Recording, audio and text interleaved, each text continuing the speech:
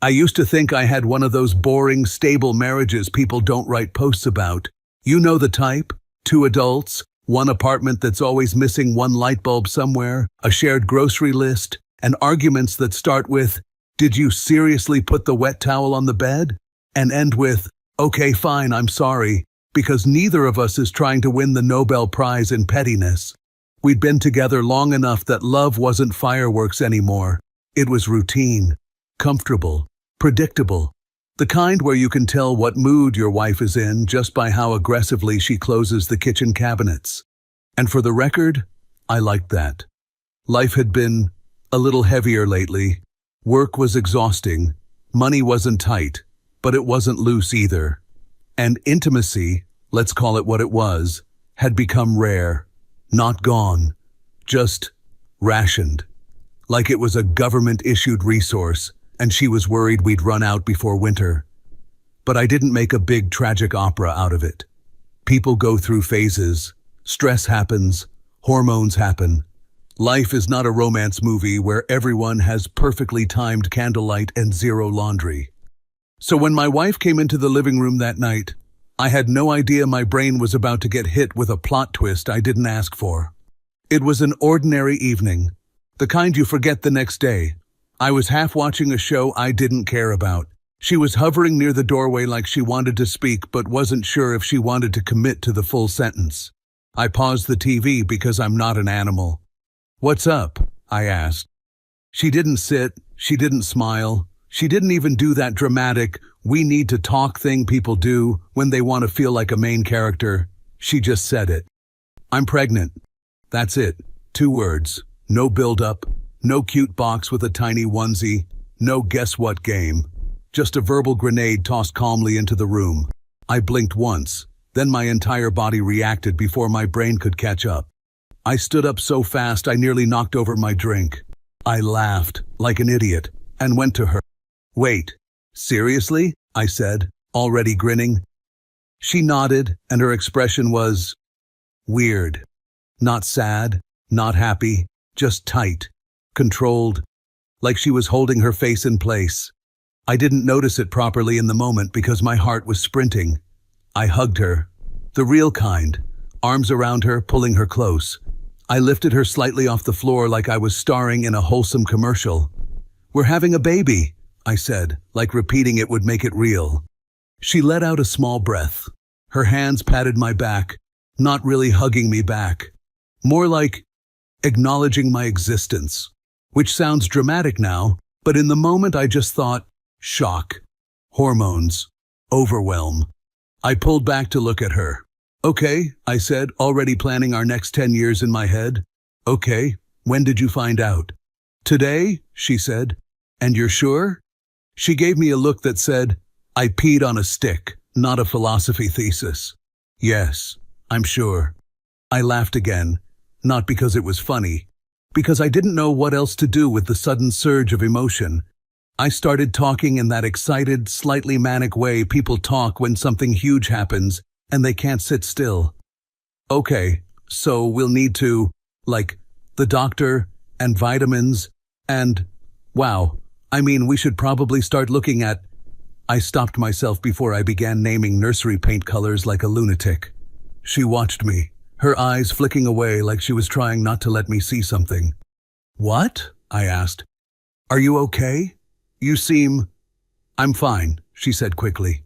Too quickly. I softened my voice. "Hey, this is good, right?" She nodded again. "Yes, it's good." But her shoulders were tense, and my brain did a small, quiet note-taking gesture in the background like, "Interesting. File that away for later." I didn't push. I wasn't going to be that guy who turns a pregnancy announcement into an interrogation. We ate dinner. We talked about normal stuff. She asked me something about work. I answered like a person pretending he wasn't about to become someone's father. And when I went to bed that night, I stared at the ceiling with that stupid, warm feeling in my chest. I kept thinking, this is it. This is the thing that makes everything feel meaningful again. Because yeah, things had been a little strained, and yeah, our closeness had been inconsistent. But a baby? A baby felt like a new chapter, a reset, a reason. The next few days were full of those small, surreal moments where you keep forgetting, then remembering, and your heart does that little flip. I caught myself looking at her differently, softer, protective. I started noticing stupid things like, she's drinking water more, she's tired earlier, she's not eating that one food she usually likes. It felt real. Then came the first ultrasound. I wanted to go, obviously. I wanted to be there, to see the tiny blob on the screen, to hold her hand, to do the whole classic future dad thing. She didn't argue about me coming, at least not yet. She just said, sure, in a tone that sounded like she was allowing me to accompany her to the DMV. The clinic smelled like disinfectant and muted anxiety.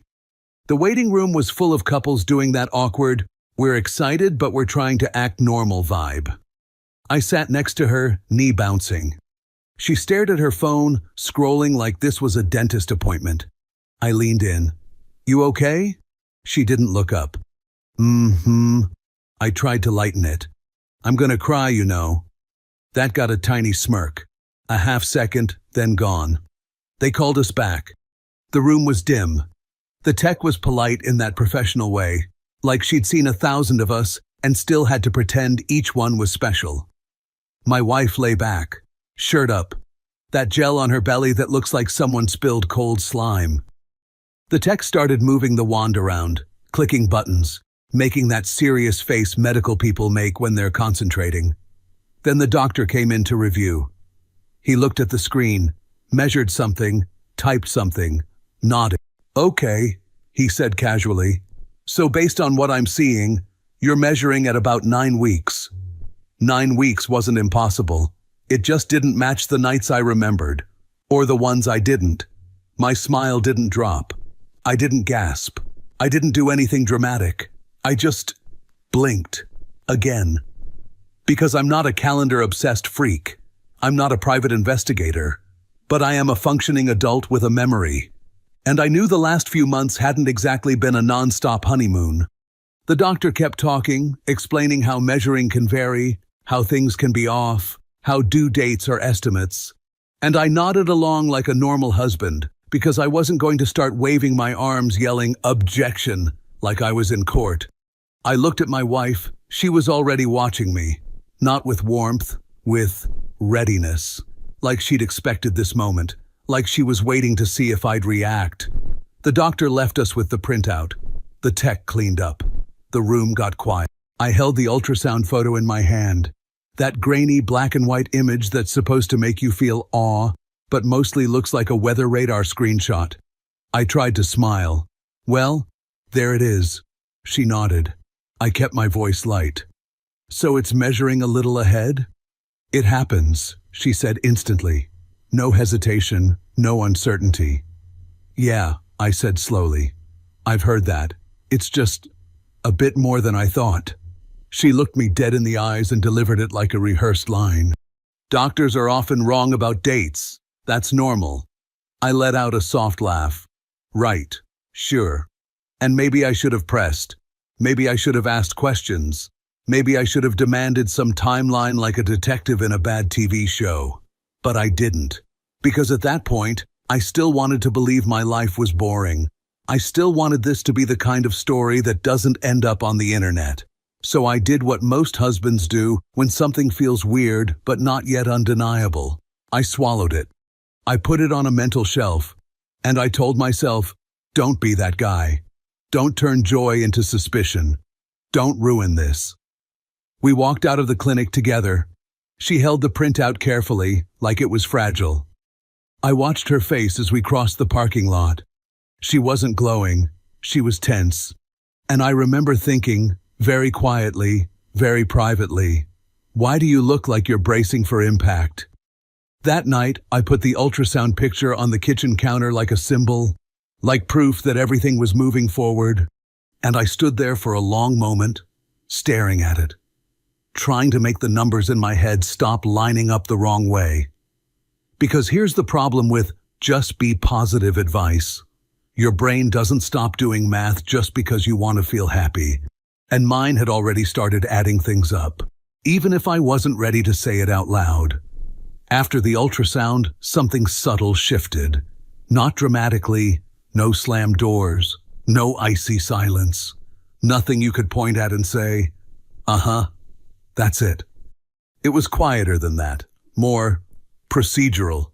The first thing she did was start managing information, not lying, not exactly hiding, just controlling the flow.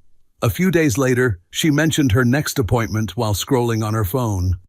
"I'll go alone this time," she said casually. I looked up. "Oh, okay. Why?" She shrugged, still scrolling. "It's just women's stuff. You don't really need to be there for all of it." The words were soft. The meaning wasn't. I waited a second. "I mean, I want to be there." She finally looked at me. "I know, but I need some space with this. I need to do it my way." Her way. Interesting phrasing, considering we were allegedly creating a human together. I nodded. Not because I agreed, but because this was still early enough that pushing would have made me look like a paranoid asshole. "All right," I said, "if that's what you need." She smiled.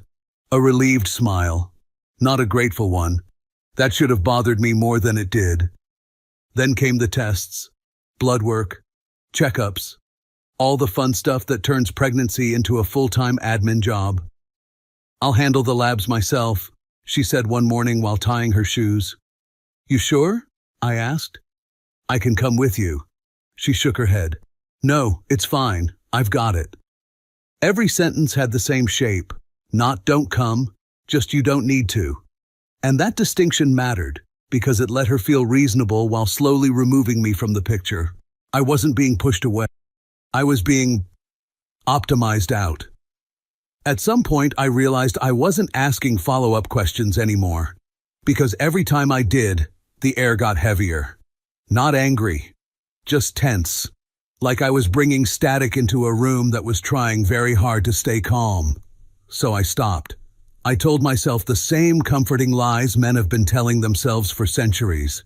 "She's pregnant. Don't be difficult. This isn't about you. Be supportive." And for a while that worked. Until it didn't. One night she fell asleep early. I stayed up. Not brooding, not spiraling, just awake. I sat at the kitchen table with a glass of water and my phone face down, like I was about to interrogate it. I wasn't emotional. That's the part people get wrong. This wasn't a dramatic breakdown moment. It was quiet, almost boring. And that's what made it dangerous. I started counting. Not obsessively, not frantically, methodically. I pulled up the calendar. I didn't count times we were together. I counted the gaps, the weeks where nothing happened, the nights that ended with, "I'm tired. Not tonight. Maybe tomorrow." The weeks where tomorrow never came. I wasn't angry while I did it. I wasn't trying to prove anything. I was checking my memory. Because if my memory was wrong, this whole uneasy feeling would collapse under its own weight. So I counted again. Different angle. Same dates. Again. Same result. 9 weeks.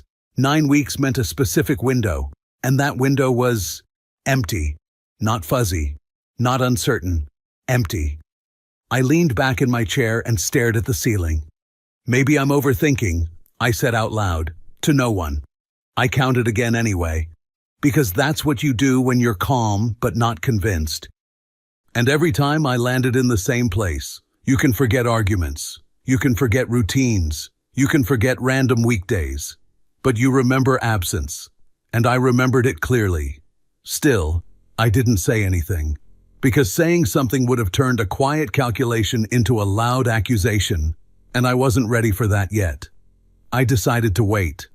Not because I was afraid, because I wanted to be sure. And the weird thing? She seemed to feel it. Not that I was counting, but that something in me had shifted. She started watching me more closely, checking my face when certain topics came up, like she was measuring me now. One evening she asked, "You've been quiet lately." I smiled. "Just tired." She studied me for a second longer than necessary, then nodded. "Okay." But the word "okay" landed with weight, like a question mark pretending to be a period. That night, lying in bed, staring at the dark, I thought, if I'm wrong, this will all disappear. And if I'm not. I didn't finish the thought. Not yet. I didn't plan the DNA test comment. This wasn't some dramatic confrontation I rehearsed in the shower like a deranged TED Talk.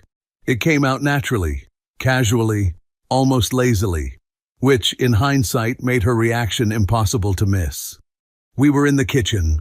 Nothing cinematic, no rain, no music swelling in the background. She was cutting vegetables. I was leaning against the counter, scrolling through my phone, half listening to something she was saying about a coworker I didn't care about. The mood was fine, neutral, functional. I said, I did a little math and somehow the pregnancy period doesn't add up in my head. She kept chopping vegetables like we were talking about the weather. You're overthinking it, she said. Doctors often make mistakes. I know, I replied. I'm not saying anything's wrong. Then why are you making it weird? She asked, not looking at me. I'm not, I said calmly. I just like things to make sense. She sighed, sharp and annoyed. You need to trust me. There it was. I nodded slowly. I do. She turned toward me. Then stop analyzing everything. I gave a small shrug, keeping my tone light. Okay, I said. And if it ever comes down to it, we'll just do a DNA test. Problem solved. I even smiled when I said it, like it was obvious. I paused, just enough to make it land softly. Technology's crazy now. It's basically standard. I even shrugged. I wasn't accusing her. I wasn't demanding anything. I was giving her an easy out. A normal reaction would have been one of these: a laugh, an eye roll, a sarcastic, wow, you're dramatic. Even mild annoyance would have been fine. What I got instead was immediate. She froze. Her shoulders went tight like I just yelled something obscene instead of speaking in a conversational tone. Slowly, she turned her head. Her face didn't look confused. It looked alert. What? She said. I smiled a little more, instinctively trying to keep things light. I'm kidding. Mostly. I mean, it's not a big deal. Her jaw clenched. Why would you even say that? She asked. There it was. Not curiosity. Defense. I tilted my head. Say what? That, she snapped. That thing about a test. I held up my hands. Hey, I wasn't accusing you of anything. Relax. That word, relax, was a mistake. She put the knife down harder than necessary. So you don't trust me? She said. The volume didn't rise. The intensity did. That's not what I said, I replied calmly. I literally said worst case. She crossed her arms. Normal men don't joke about DNA tests. I blinked. Normal men don't joke about a lot of things. Doesn't mean they're guilty. She stared at me like I'd just failed some moral exam. You know how insulting that is? She said. I exhaled through my nose. I know how insulting it would be if I were accusing you, which I'm not. She shook her head. This says a lot about you. There it was. We were no longer talking about the test. We were talking about me. I'm not trying to start a fight, I said. I just said it out loud. Well, maybe think before you speak, she snapped. Because that kind of thinking is toxic. Toxic. Great. We were speed-running buzzwords now. I leaned back against the counter, folding my arms, not defensively, just mirroring her posture. So let me get this straight, I said evenly. A hypothetical test, mentioned casually, is enough to turn me into a bad person? Her eyes flashed. If you can even think like that, then yes. That's a problem. I let that sit between us. Because something in her reaction didn't match the situation. It wasn't hurt. It wasn't confusion. It was fear, dressed up as outrage. And that's when it clicked. If this child were unquestionably mine, that comment would have been a joke. A stupid one, maybe, but harmless. Instead, it landed like a threat.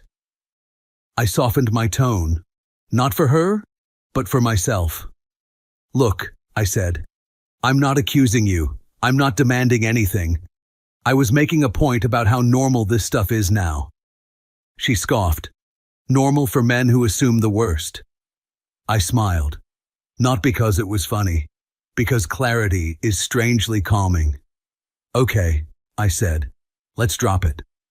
She looked surprised, like she expected me to keep pushing. Instead, I turned and picked up my phone. Conversation over. But inside, something had shifted permanently. I didn't feel angry. I didn't feel jealous. I felt confirmed. Because here's the thing. People who have nothing to hide don't panic at hypotheticals. They laugh.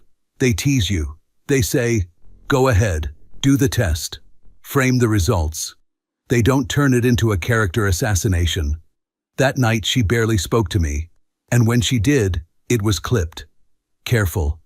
As if every word was being filtered. She went to bed early. I stayed up again. I didn't need proof yet. I already had something better. A reaction that made no sense, unless there was something to lose. After that kitchen conversation, the temperature in the apartment dropped a few degrees. Not enough to complain about, enough to notice. She didn't bring up the DNA test again. Neither did I. On the surface, life continued in that careful, polite way couples adopt when something uncomfortable is sitting between them like an unexploded device. But the rules changed, subtly. Strategically. She became distant in a way that was hard to call out without sounding dramatic. Less eye contact, shorter answers, conversations that ended before they started. And whenever I tried to bring up anything related to the pregnancy, appointments, plans, logistics, I got the same response, just phrased differently each time. You're stressing me out. Stress isn't good for the baby. Can we not talk about this right now? Interesting how this was always undefined. It wasn't the pregnancy. It was me. At some point, I realized something uncomfortable. She wasn't afraid of conflict. She was afraid of questions. And pregnancy had become the perfect shield. Any concern I raised could be reframed as an attack. Any curiosity became pressure. Any calm request turned into emotional violence. One night I asked, "Did you get the blood work results back?" Her response was immediate. Why? The question wasn't curious. It was defensive. No reason, I said. Just checking. She exhaled sharply. You really need to stop hovering. This isn't helping. I leaned back in my chair. I'm asking one question. And that's one too many, she snapped. Then catching herself, she softened her tone. I just need peace right now. Peace. Funny word, considering how tense the room felt. After that, I stopped asking. Not because I felt guilty, because I was watching. And when you stop talking, people tend to reveal themselves. She started spending more time on her phone, taking calls in the other room, lowering her voice when she thought I wasn't paying attention. I wasn't suspicious. I was attentive. One afternoon, I came home earlier than expected. No drama, no surprise stakeout. I just forgot my charger. As I walked down the hallway, I heard her voice. Low, fast, tight. She was on the phone. I didn't stop to listen. I was already passing by when a sentence cut through the air and hooked itself into my spine. He started talking about a test. I slowed. Just a little. Not enough to be obvious. Her voice dropped even lower. No, of course not, she said. But it can't happen. I stood still. My heart wasn't racing. My hands weren't shaking. Everything inside me went very, very quiet. If he does a test, it's over, she continued. I know him. He'll leave. There it was. Not he'll be hurt. Not he won't trust me. He'll leave. She paced, judging by the sound of her steps. I can't let that happen, she said. Not right now. She paused, listening. Then, no, I don't care what he thinks. I just need to keep this under control. I leaned against the wall, still calm, still breathing, waiting for the line that would save everything. The one where she'd say, because it's his child. It never came. Instead, she said, if he pushes this, the marriage is done. I felt something settle into place. Not anger, not betrayal, certainty. I stepped forward, letting my footsteps make noise this time. Her voice stopped mid-sentence. I walked into the room. She looked up at me like a deer that had miscalculated the distance to the road. "Oh," she said too quickly. "You're home." I nodded. "Forgot my charger." She swallowed. "I was just talking to my sister." "About what?" I asked. My tone was neutral, almost bored. She blinked. "What?" "Your call," I said. "What was it about?" Her mouth opened, closed. She shrugged. "Nothing important." I smiled faintly. Okay. That was it. No accusations, no raised voice, no dramatic reveal. Because at that point, I didn't need answers. I had already heard everything that mattered. She watched me carefully for the rest of the evening, like she was recalculating. I didn't confront her that night. Not because I was scared, because timing matters. And I wanted the next conversation to be very clear. I didn't confront her right away. Not because I needed time to cool off. I was already cold. I waited because I wanted the conversation to happen when we were both fully awake, fully aware, and with no room for theatrical misunderstandings. The next evening she was on the couch, scrolling. The TV was on, muted. One of those shows people watch without watching. I stood in the doorway for a second, then walked in and sat across from her. She glanced up. "What's wrong?" Interesting choice of words. "Nothing's wrong," I said. "We need to talk." She stiffened. "About what?" I gave a small smile. "You know." She sighed like I was asking her to explain quantum physics after a long day. "This again?" she said. "I thought we were done with this." "We're not," I replied calmly. Her eyes narrowed. "You're stressing me out." There it was, the shield. "I'm not raising my voice," I said. "I'm not accusing you. I'm not even emotional. So let's not use pregnancy as a way to shut the conversation down." That got her attention. She sat up straighter. "Excuse me?" "I'm allowed to speak," I continued. "And I'm going to." Silence stretched between us. Not awkward. Focused. "I heard your phone call," I said. Her face changed instantly. Not confusion. Calculation. "What phone call?" she asked. "You said if I did a DNA test it would be over. That I'd leave." She opened her mouth, then closed it again. "That's not what I meant," she said finally. "Okay," I replied. "Then explain what you meant." She rubbed her temples. "You're taking things out of context." "I heard enough context," I said. "What I didn't hear was you saying the child is mine." She snapped her head up. "Because that shouldn't even be a question." "And yet," I said, "here we are." Her voice rose. "This is exactly what I was talking about. You're turning this into something ugly." "No," I said. "I'm turning it into something clear." She stood up, pacing now. "You have no idea what stress does during pregnancy." I nodded. "I do, which is why I'm being very careful with my words." She stopped pacing and pointed at me. "You're destroying this moment for me." I looked at her, really looked at her. "You already destroyed it," I said quietly. "I'm just acknowledging it." She stared at me, stunned. I stood up. Here it was, the line, the one I'd already crossed internally. "I'm not accusing you of cheating," I said. "I'm not calling you names. I'm not demanding confessions." She crossed her arms. "Then what do you want?" I met her eyes. "A DNA test." Her breath caught. "Without it," I continued, "I won't accept this child as mine." Her face flushed. "You can't do that." "I can," I said.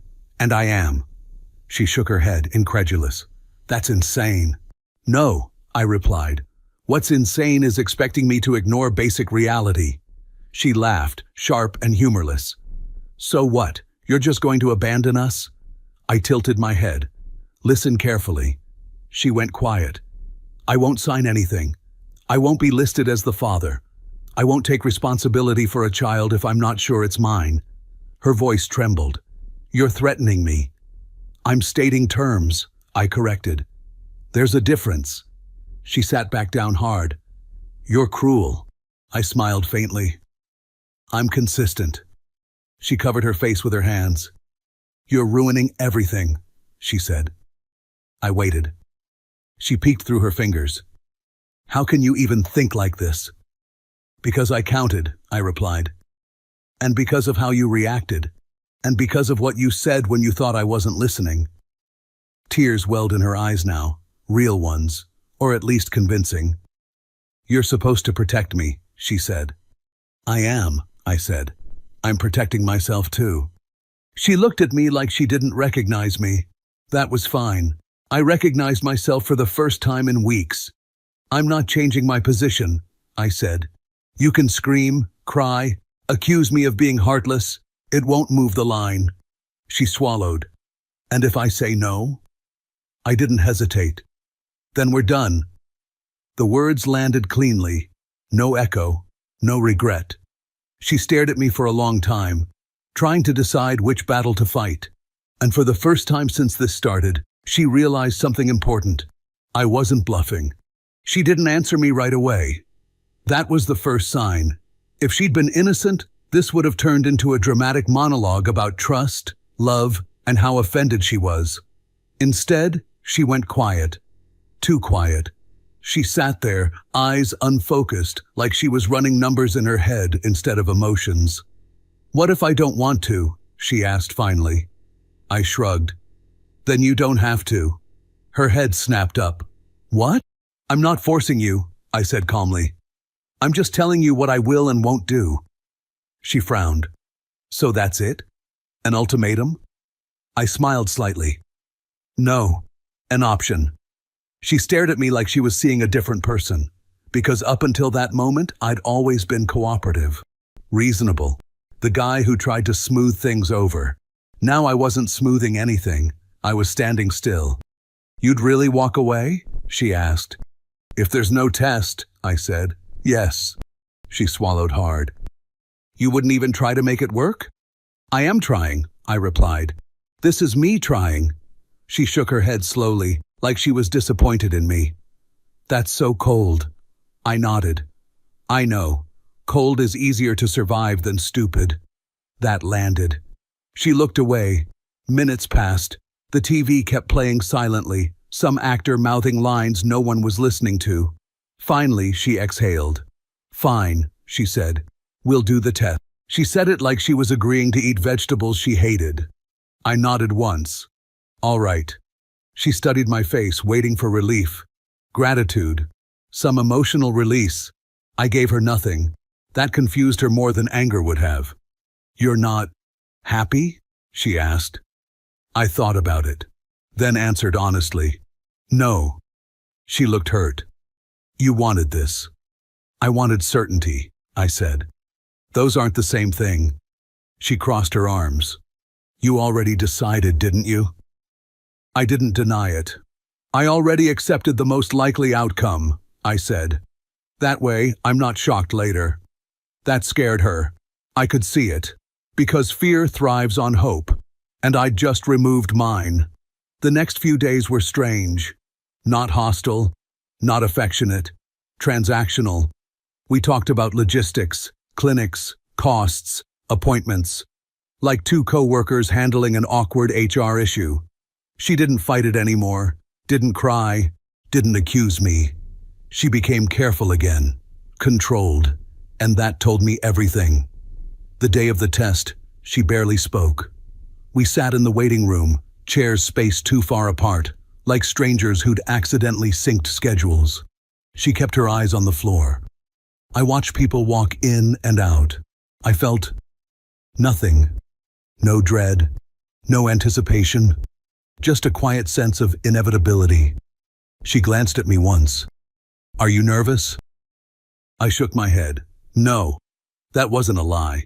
They took the samples. It was quick, clinical, boring, which felt oddly appropriate. As we left the clinic, she said, "It'll take a bit to get the results." I know, I replied. She hesitated. What if it comes back positive? I stopped walking and looked at her. If it's mine, I said, I'll step up. Fully. Her shoulders relaxed for a fraction of a second.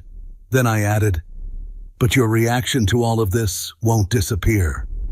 That tension came right back. We went home, we waited. The boundary was set. All that remained was paperwork. When the email finally came, I didn't open it right away. I made coffee, sat down, took a sip. Then I clicked. The result was clear, unambiguous. Not mine. I didn't feel rage. I didn't feel triumph. I felt validated, like reality had finally aligned with my memory. I looked up at her. She was watching my face like a verdict was being read. "Well," she whispered. I closed the laptop. "I'm not the father." She closed her eyes. Just for a second. That was enough. She didn't scream. That surprised me more than anything else. No collapse to the floor. No dramatic denial. No sudden reinvention of the truth. She just sat there, silent. Like someone whose last defense mechanism had finally shut down. "I can explain," she said eventually. I believed her. Not because I thought the explanation would change anything, but because people always can explain. They're remarkably creative when the facts stop cooperating. "You don't need to," I said. She looked up, startled. "What?" "I already understand," I continued. "Enough." She shook her head weakly. "It's not what you think." I smiled, not warmly, not cruelly, just tired. "That's the thing," I said. "It's exactly what I think." She opened her mouth again, closed it, tried a different angle. "I was scared," she said. "I didn't know how to tell you." I nodded. "I know." "You don't understand." "I do," I interrupted gently. "You were afraid of consequences." She swallowed. "I didn't want to lose you." That almost made me laugh. Almost. "You weren't afraid of losing me," I said. "You were afraid of the test." Her face tightened. "That's not fair." I tilted my head. If the child had been mine, the test would have been a joke. I stood up and went to the bedroom, grabbed a bag, not in a rush, no shaking hands, just methodical movements. She followed me. "So that's it?" she asked. "You're just leaving?" I zipped the bag. "Yes." "No counseling? No talking it through?" I looked at her. Really looked. "We already talked," I said. "You just didn't realize it yet." Tears finally came then, real ones this time. "You're being so calm about this," she whispered. "How can you be so calm?" I thought about that for a moment. "Because the worst part already happened," I said. That did it. She didn't follow me to the door. She didn't beg. She just sat there, crying quietly, like someone who knew the credits were already rolling. I walked out. No dramatic exit. No last words shouted down the hallway. Just a door closing. Later, people asked me how I handled it so well, how I stayed so composed. The truth? I didn't lose my marriage the day I left. I lost it the moment she heard DNA test and panicked. Everything after that was just confirmation. And here's the part no one warns you about.